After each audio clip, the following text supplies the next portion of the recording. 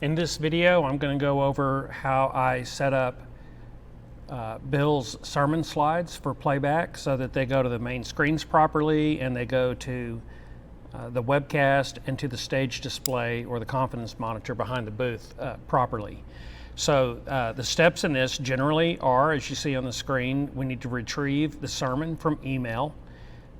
We need to open that sermon up in PowerPoint, and we need to export every slide in the show as a JPEG file. Then in ProPresenter, we need to create a smart playlist so that we have the slides ready to go in there.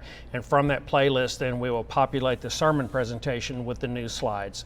So let me go open up PowerPoint, and we'll begin the process with getting Bill's sermon from our email. All right, I'm going to open up Outlook because that's where I get my email, but there is a web browser here. If you need to open up a web browser to get to your email, I'm going to go back over here. Here's Bill's sermon that he sends me each week.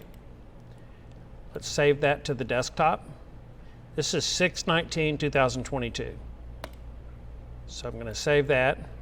Now I can close my email program or browser or however whatever you use to save that.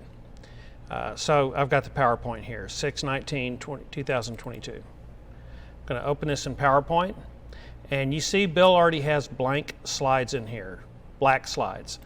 We are going to need to, everywhere he's got a black slide, we're going to have to insert a transparent slide, but we'll worry about that in a minute when we're in ProPresenter. For now, we just want to export every single slide in this presentation. So go to your File menu, Export, and we're going to change file type to JPEG. We're going to save.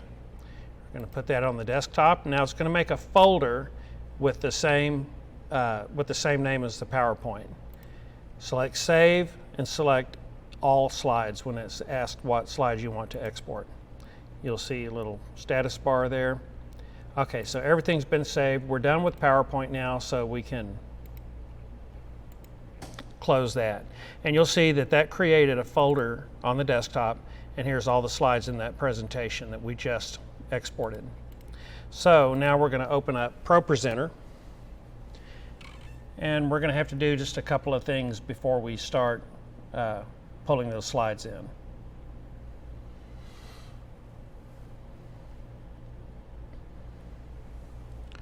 All right, so you can see I've got just a sample service here with just the bare bones put in there, but one of those things is the sermon. So this would be last week's sermon, for example. We're going to want to get these slides out of here. So in the playlist for the last week's worship service, I'm going to select all. That's Control A. Now, I want to keep two slides, and that is I want to keep my setup slide because this macro, this M, that's the slide that, of course, is changing my lights. It's changing the confidence monitor layout and what we want on the main screens and the alpha key for the broadcast. So we want to keep that. I'm also going to opt to save another transparent slide that does not have all that setup information on it.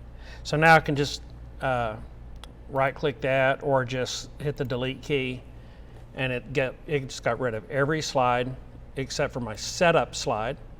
And then this is a slide that we'll want to copy, and we're going to use it to paste in a few minutes after we get the sermon slides in.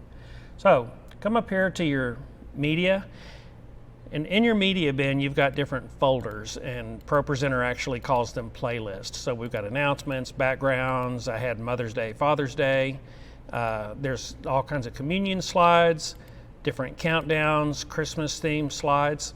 What I want to do is I'm going to come over here to the plus button, and I'm going to say I want to add a new smart playlist. What this essentially is a hot folder. So we're going to say, we're going to point it to a folder and say, whatever's in that folder, put it in this list. So it brings up a dialog. Now I want to select the folder I just saved a while ago, which is 6/19/2022.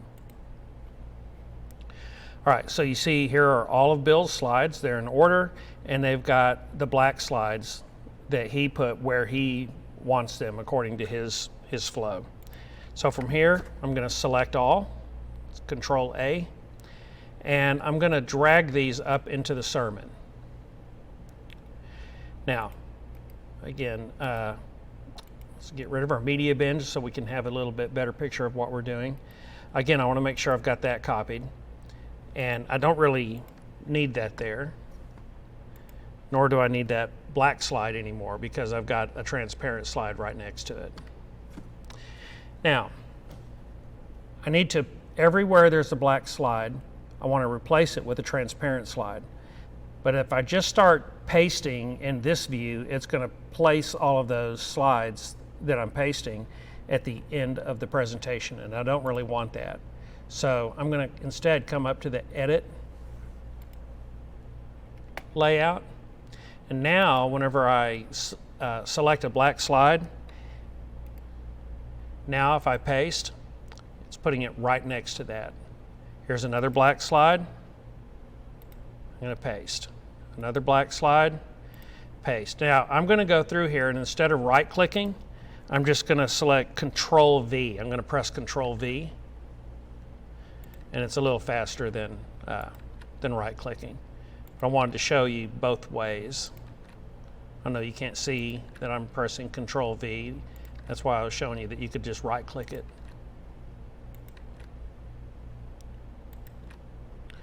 All right, so everywhere there's a black slide, I've also pasted a transparent slide. Now, I can come through here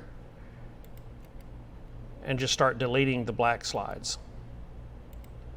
Or I can go to Show, and everywhere I see a black slide, delete. Delete. Again, I'm going to start now just selecting it and clicking my delete button on the keyboard.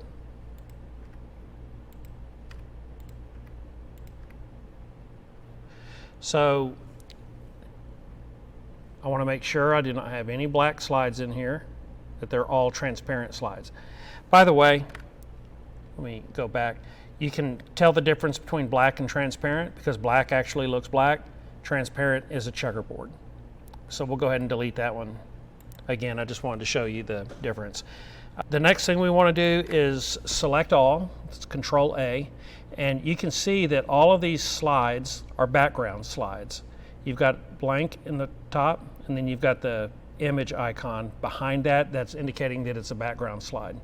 We don't want these to be backgrounds. We want them to be foregrounds. So we're going to right-click a picture after we selected everything. We're going to go to Media Action Behavior and make that a foreground. This is really an important step. If you don't, then you're going to have slides that you can't get rid of. They're not going to go away. If we go back to making these backgrounds, then what will happen is, you see we're on that C.S. Lewis quote, but now whenever we click the next slide, that's not gone away. The reason is backgrounds stay until you change the background or until you tell it to go away, until you clear that background like that. So if we select all and Media Action Behavior, make it a foreground,